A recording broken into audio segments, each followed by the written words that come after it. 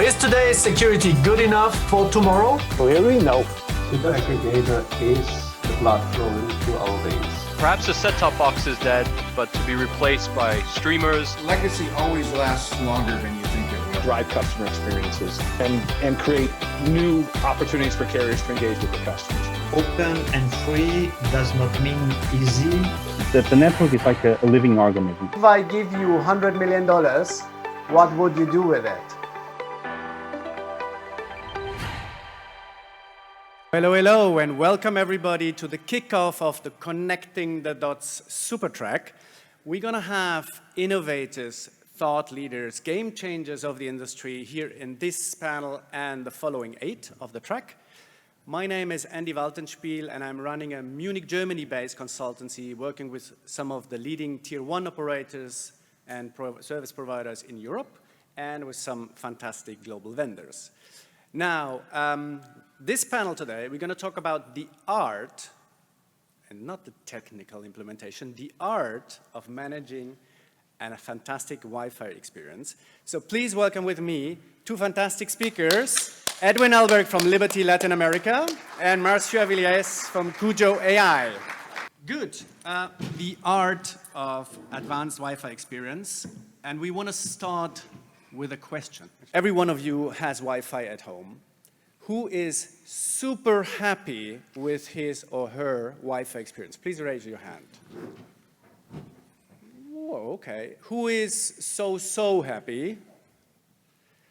And who has called the customer care multiple times recently? Okay, Edwin, you need to take care of that gentleman in the front right. Okay, so obviously some operators get it really right, or are you just Comcast employees and users? Yeah, I see thumbs up. Fantastic. So, Edwin, maybe first you introduce yourself and your company, and same for Marcio, and then we jump in and say, where do we start? What are the problems? Sure. Can you hear me fine? Yeah? Okay, so hi everybody. I'm very happy to be here in this panel. My name is Edwin Elberg, and I run products for Liberty Latin America, which is a company with 4.5 million fixed subscribers. Sorry, 6.4 million fixed subscribers and 4.9 billion in revenue. I am in charge of the B2C products, and one of our biggest challenges is indeed the Wi-Fi. We have been very successful at bringing very high speeds to the router, but the challenge is not the last mile, it's really the last 20 meters.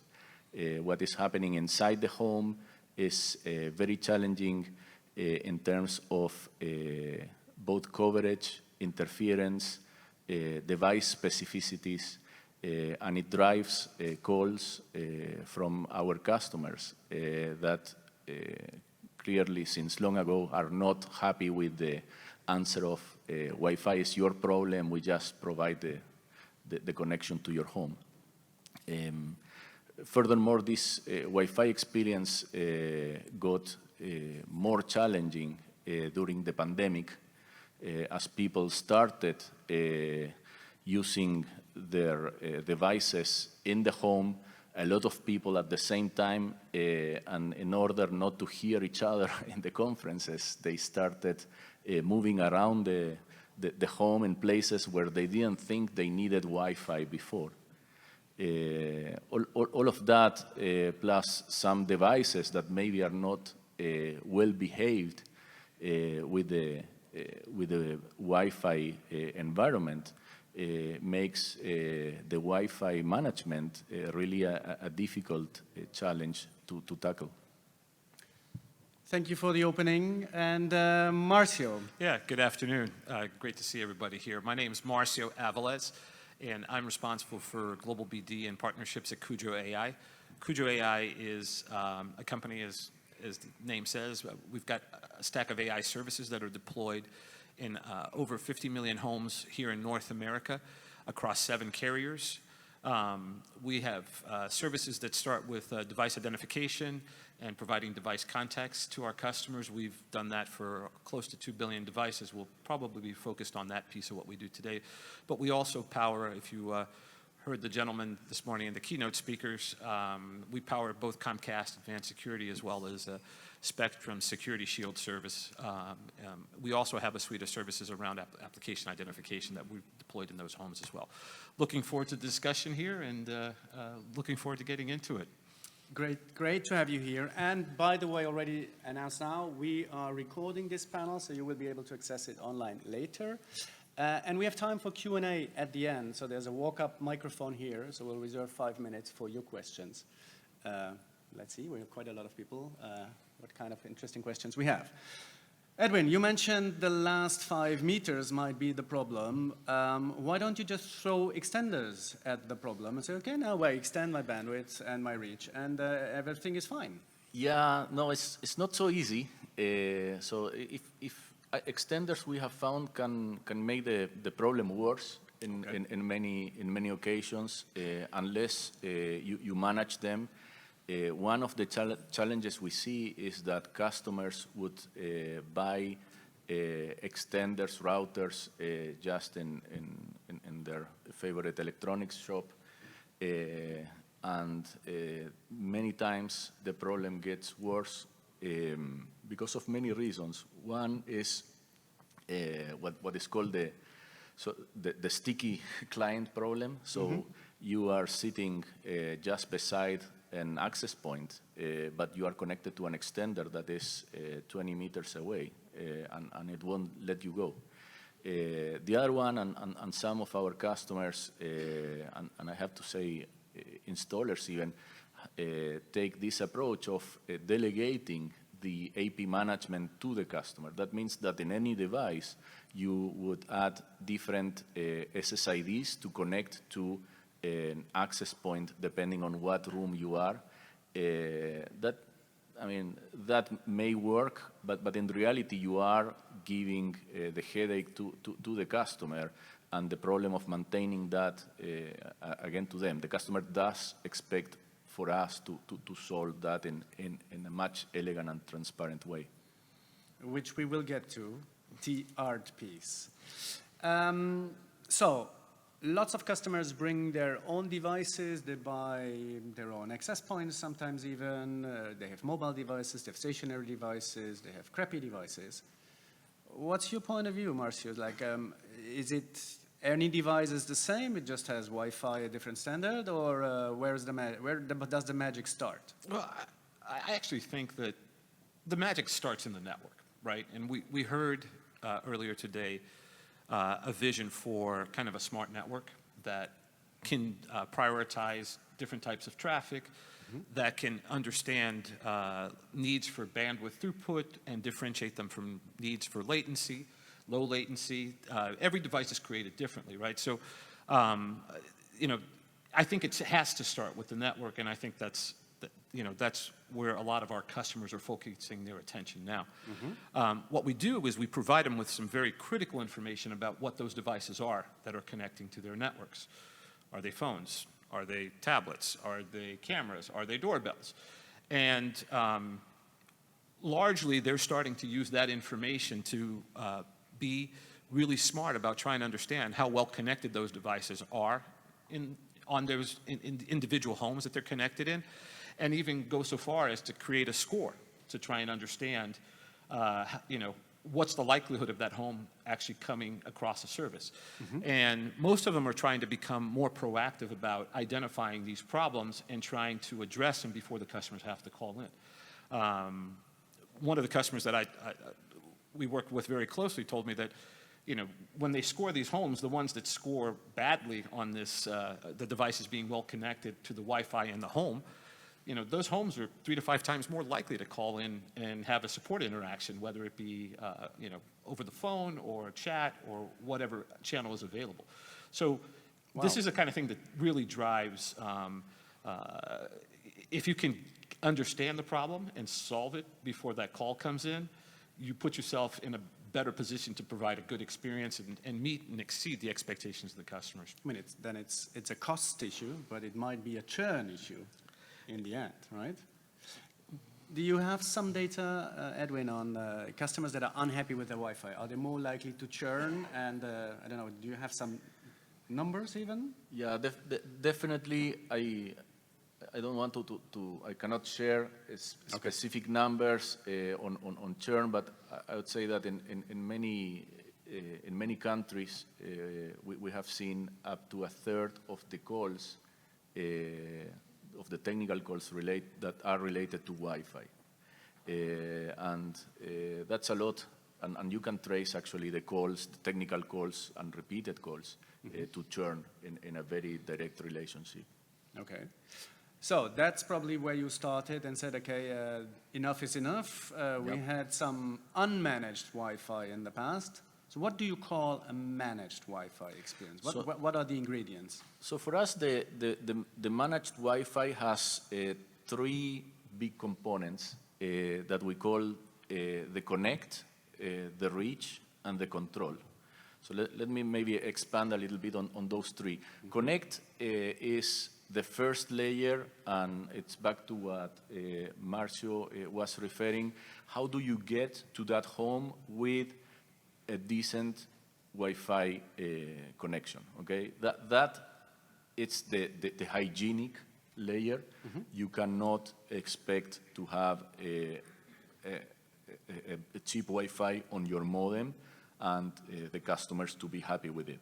Okay, then so you need to get the investment on the right Wi-Fi together with the access network. In some cases, actually, we try to separate them so we can accommodate the evolution of the two technologies. I mean, in a proper way, okay? Because they evolve at different speeds. Okay. So the next layer is the reach, and the idea of reach is reach every device of the customer. Okay, so and that you think that the connect piece would get you there. In many cases, it will. In some cases, it will not. And then is where you need to act the extenders. But those extenders cannot be just, repeaters, right? Because that is what we have seen that generates more problems than improvements. Those extenders need to be managed, and the buzzword here is mesh. We have all played with that, and I think we are getting at a level of maturity where this is something that we can rely on. The last piece, I think, is maybe the most important, and it makes the difference between a good experience and a great experience, and that is the control. And the control has several components. There is the control to the customer that will provide you as a customer with a clear picture of what is happening in your home. You will see what devices you have. You will see if there is a device there that shouldn't be there. Okay, sometimes we have those issues, and here my friend Marcio has a very nice solution to clearly identify and fingerprint what is it that you are watching. What is this device that is appearing on your network? And also there is a control piece which has to do with me deciding what time of the day should my kids use the Wi-Fi, right? Maybe I don't want them wandering in the internet at 11 p.m. on a school night. And right? you don't want them doing Fortnite downloads while you have your important call. I think we all had that during the pandemic. That as well, definitely. Yeah. So the control has this component of the user, but there are also pieces of control for us. So what are those? Those pieces are when we do an installation, and we still do a lot of bring bring our new customers into our service with professional installers, I want to make sure that the installer doesn't leave the home without certifying that every device inside the home has a good Wi-Fi. It may be the case that the customer does not care for that, but I would like for that to be a conscious decision. For instance, the installer will see that the devices that you have in the kitchen, let's say your Thermomix, does not have good Wi-Fi, not a good throughput or coverage or what have you. So she will tell the customer, you don't have good coverage in the kitchen. Would you like to get an extender for the kitchen? And maybe the customer will take it, maybe the customer will not, but at least in the birth certificate, there is a record for that. So when that same customer calls a few months later, maybe asking, hey, my kitchen coverage is not good, we can refer to this birth certificate. Yeah, we understood that you didn't need coverage in the kitchen. Do you want it now? And have a more transparent conversation with the customer. So that's something you do also proactively? You call the customer, send emails and say, hey, we see some of your clients have a problem. Can we help you fix it proactively? That is an excellent point, because some of the other pieces of the control is exactly that. The data that is stored in a data lake that enables us to see what is the customer experience. So I can send the operations team every week what are the top 100 or the bottom 100 customers with worse experience on Wi-Fi.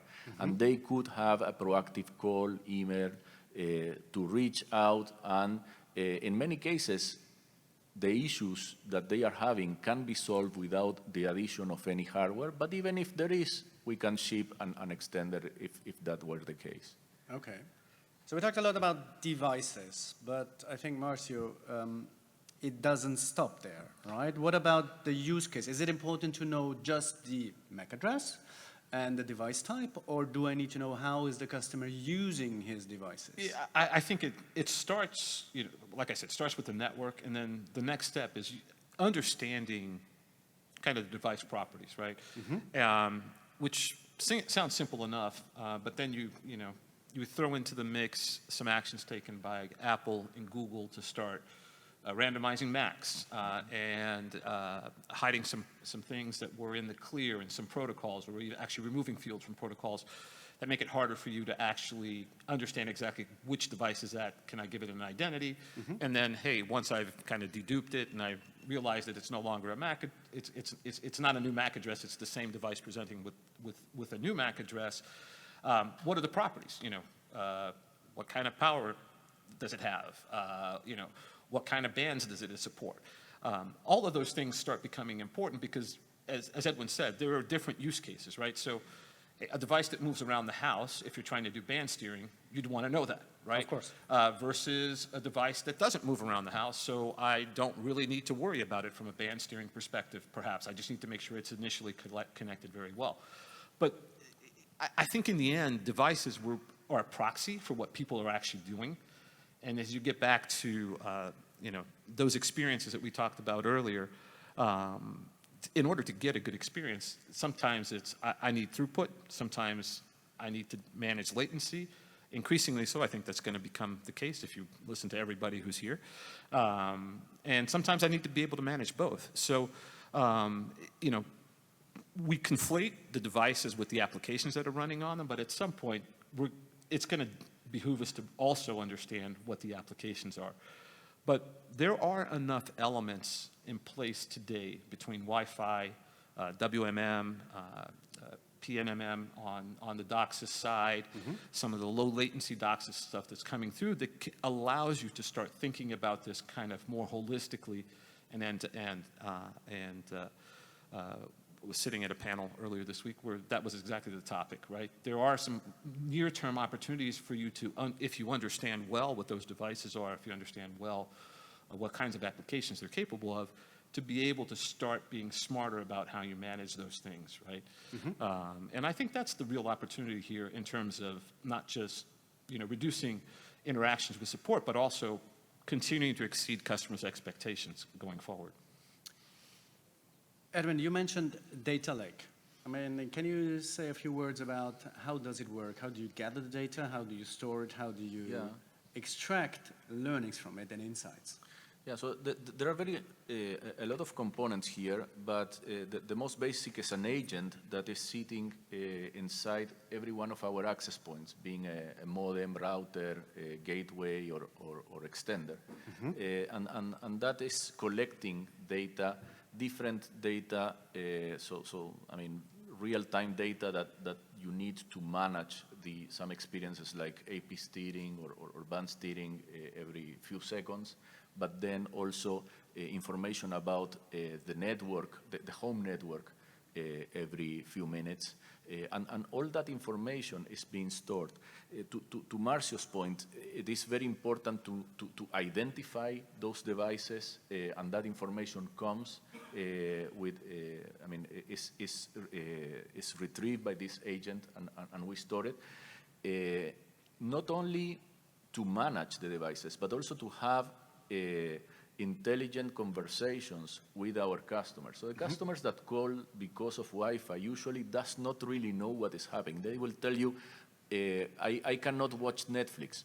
So in our case, our call center rep will be able to see, I can see that your Samsung Smart TV model, I don't know, is having coverage issues. So the customer will resonate with that, and they can come together to a solution for that, right? I can tell her that, I don't know, her Kindle password is wrong, right? So I can help her, Simple things like that. No, things like that. I mean, the customers will call for anything. They will not call Amazon for the Kindle password. I mean, they don't even know that the password is wrong, right? So identification here from my friend Marcio is a key to have those intelligent conversations and to really give this controlled experience. So I dare say that what Edwin's suggesting there is quickly becoming a best practice, and I would call it, if the customer in an app, and I'm sure that you guys have an app, right, that allows customer to see their devices, if the customer can see the same thing that your customer service rep can see, all of a sudden that's a much different conversation from a support perspective. You're talking about the same devices, you're calling them by the same name, and and that's, I'd say it's becoming very quickly kind of a best practice to both solve the problem and ultimately solve more problems, and then also make the call shorter at the end of the day. Yeah, we want to reduce the calls, of course, but some calls will happen. We want those calls to be as little traumatic for our customers as possible. And these intelligent, transparent conversations go in that direction. Yeah. So you get a lot of data, you give tools to all your internal support functions, the control center, the conf call, the reps. What about security? We haven't touched that yet. Is that part of an advanced Wi-Fi experience? Definitely, it's so I would say the basic is you need to get connected. But once you are connected, and especially with the proliferation of cameras, there is a lot of security concerns. So together with knowing what is happening is your ability to help the customer to have an experience where they feel safe, right? And that is certainly part of any managed Wi-Fi system. Part of the control needs to be the security.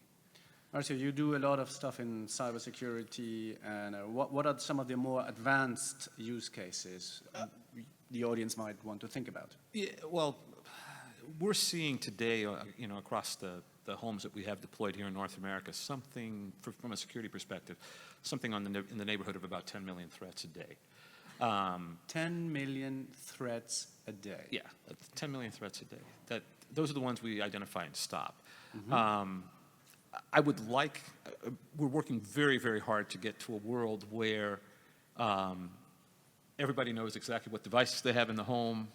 The customer can solve the Wi-Fi problem, so we can then have a really involved conversation about security.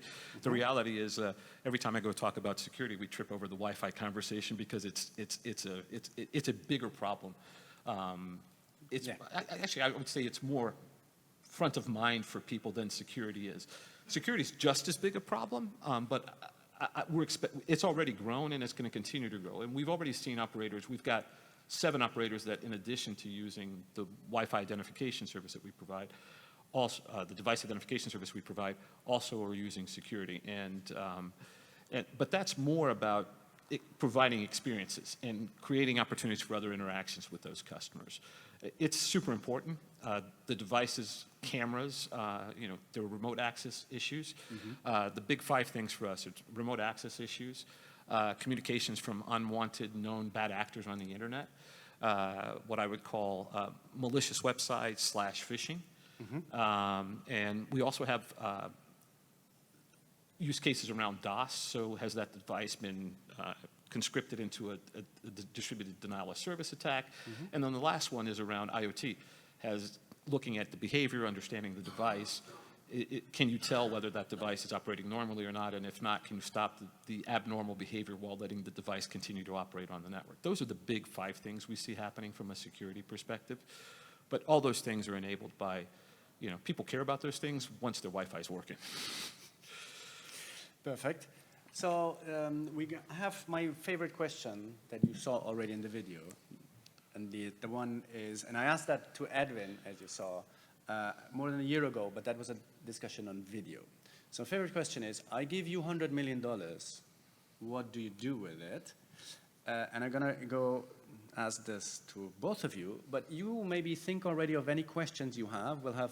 In 5 minutes, we open the floor and you can ask questions. So, Edwin, $100 million, no bikes and boats, sorry. Oh. For LLA, what would you do? Let's focus on the... Yeah, so I will not talk side. about video or building new home paths. Yes. What I would do with those $100 million is replace all the crappy access points from the customers that they bought on Amazon or whatever, and put decent devices.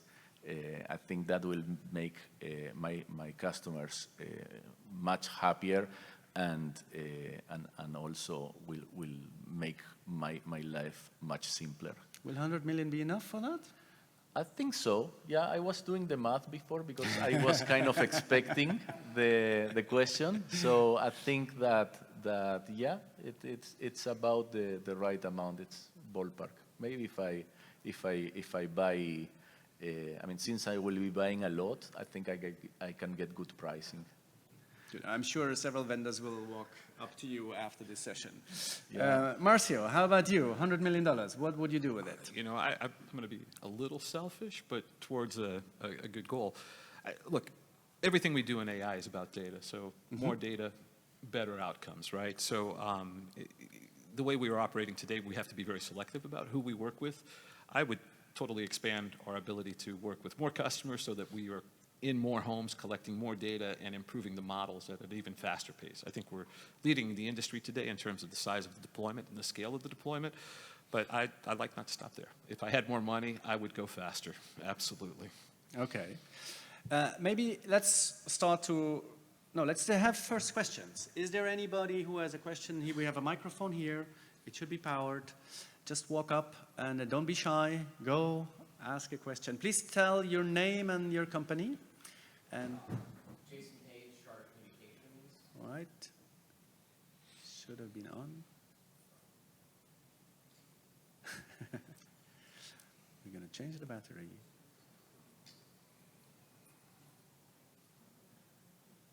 You know what?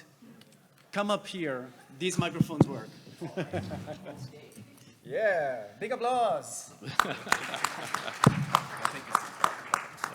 Jason Page, Charter Communications. When you are assessing your customers' connectivity issues that they have with their various different devices and trying to score those sorts of things out, what metrics are you utilizing? And in particular, have you found clever ways of determining the impact of latency and jitter? You know, hot topics right now. Thanks. Thank you. So the short answer for the last part of your question is no. I think we are at a much more basic issue. So today, the two KPIs that we look at are RSSI and throughput. Okay, and I would say you would think that throughput on its own should be enough.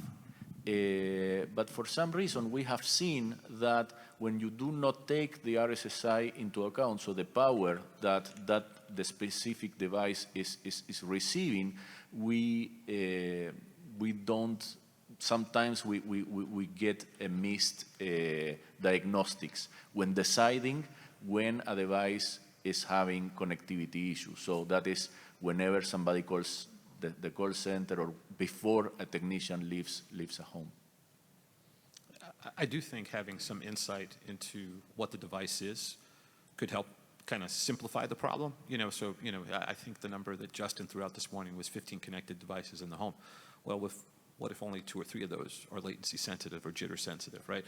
That simplifies the amount of data you have to collect and the scope of the problem. So I think having good visibility and understanding of that device and its capabilities, eventually the applications it runs, would be a critical input into that process. Instead of having to solve it for all 15, 15, 20, or we talk about Tony Warner's home, he has probably 100 devices in his home, right? So. Okay, does it answer your question? Yes, as best as it can be right now. You can. But I will say that most people customers that we work with, I think people are just starting to look at latency and jitter, right? It's kind of it's advanced guys there. Yeah, I mean, you hear it in terms of people talking about a gaming service, but gaming service is really about, hey, we've got a latency sensitive application that we don't really have a good solution for, and people kind of care about the performance of it. And some of those people who play games are in their 30s and making a lot of money and buying services. So. I'd be very interested in exchanging notes with you on your learnings on managing latency on Wi-Fi. So we are clearly not as advanced on that area. This session is not called Connecting the Dots for no reason, right? That's exactly what we want, exchange of learnings. Great, great question, thank you. Anybody else with a question? Don't be shy, we don't bite. Yes, please. Let us know your name and your company and your question. I'm Chana Maidar. I'm from Comcast. Right, so you mentioned something about this. Please get a bit closer to the microphone. Yeah, Edwin, you mentioned something about stop using the crappy devices, right? So how do you define that as a crappy device, and how do we educate our customers that those devices are crappy, right? That is a great question. And I don't know how different it is on our countries than here in the US, but people can buy very, very inexpensive routers of very dubious manufacturing that will create problems. So we can see those devices, we can see the problems they create for the customers through our systems.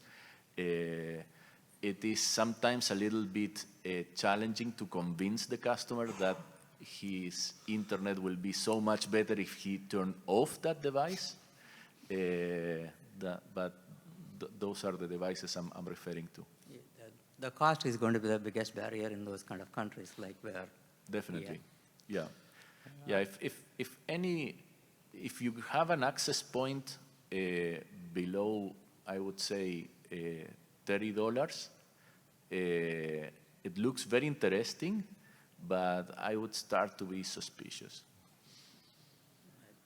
Thank you. Yeah, I'll play to the audience a little bit here, but I think any router that doesn't give the service provider access to information about what's going on and gives it visibility is probably a crappy router from my perspective, because it takes one of the few players in the ecosystem who can actually have an impact on the customer experience out of the equation completely. Yeah, yeah. Like you said, or like we saw in the video, that was RDK saying legacy lives always longer than you thought. And I mean, that's one of the takeaways you have. Okay, if I gave you $100 million, you would replace crap, a lot of crap. Yeah. Actually, thinking back on the last question, I have high hopes on Easy Mesh. So I think we should be at the verge of telling the customer what an inexpensive versus an appropriate router is.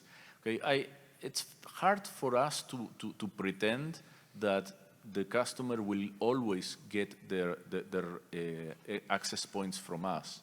But a norm like Easy Mesh, if I told the customer that if it supports Easy Mesh, then I can handle it and I can use the information, right, and make it part of my managed Wi-Fi ecosystem. That could be a very interesting way to progress. Mm-hmm. We have time for one more question. Anybody? Please. No, or even two. I do have a follow-up on the so-called legacy. I have seen customer devices, client devices, and which is still running 11B protocol, like robot, vacuum, like the Wi-Fi printers, like those things. And those vendors, they are not telecom, they are not networking vendors. They take whatever the lowest cost chip out of whatever kind of inventory they can get, maybe $2 a piece of the SOC. How from the, this not only have a bad Wi-Fi experience, if you run 11B, you drag down the whole Wi-Fi network. So how from the experience management point, should we just expunge the 11B support from our network? Or there are some management ways from network waypoints that can help improve the overall customer experience as well as network efficiency? Sorry, your name is in your company? So I didn't my name is Ray Zhang from Comcast. Thank you for the question. Yeah, so my opinion here is that while you can tell the customer that you want support or that you would prefer if they did not have an 11B extender or access point, I don't think you can do the same with devices, right? So the customer bought their camera, light, switch, whatever, and we are getting a flood of IoT devices where they would say, well, I mean, I don't need to be dual band, and I don't care. and the customer will not really, they will expect those devices to work in your network. So you need to do something about that. And if they don't work, they will buy a crappy extender that they connect this crappy device to. And then they will call me. Exactly, of course. So hopefully they call me before. So not so easy. Again, crap and legacy lives long. There are a few things, though. So Charlie Heron this morning was talking about outbound messaging with customers, right? And I truly believe he's right that, if you get the right kind of messaging, you can drive the right kind of experience. I know that because our team had to work with his on security messaging, and we had to tune it quite a bit to get it to the point where it is today. But I'll just give you an example on that printer, right? So is that an 802.11b printer? Does it have an Ethernet? Do you have indications that it's really slowing down other devices? Is there a way to craft a message, a proactive message to a customer that suggests, hey, either that, hey, you might be able to connect that via Ethernet, or, and if you do so, the performance to these other devices is going to improve. I think there are ways that if you can characterize the problem, it puts you in a position as somebody who thinks about managing that customer relationship and the customer experience. It gives you options for how to handle it. Yeah. Beyond just, hey, legacy stays forever. if you can suggest an action that improves the life of the customer, you could argue that some of that might generate inbound calls that you don't want, but if you do it right, maybe you solve the problem before they notice it, and you have a good experience for the customer. Yeah. Something to think about. I fear we're running out of time, so there was one more question, so please find the two gentlemen in the hallway, because we have the next session starting in 10 minutes. I think, so if I try to summarize, Edwin, you said connect, reach every device, extend, and control, and that's for you, the operator, and there we go. For you, the operator, for your call center, but also for the customer, give control. You need to know the devices in your network, you know the apps, the use cases, and you cannot invest enough into data and generating the insights so you can manage proactively, but also reactively the best possible way. Ladies and gentlemen, thank you very much for being here and for the questions. Thank you, Edwin and Marcio. Thanks, Andy. Thank you. The next session here will be about the future of pay TV and some of the trends we see there. By the way, Edwin will also be another panel with us with Comcast, Technology Services, and RDK on tomorrow. So if you want to hear more on the video side, stay here, come back to some of the other sessions. Thanks for being here. It was a pleasure. Thank you. Thank you very much. Thank you.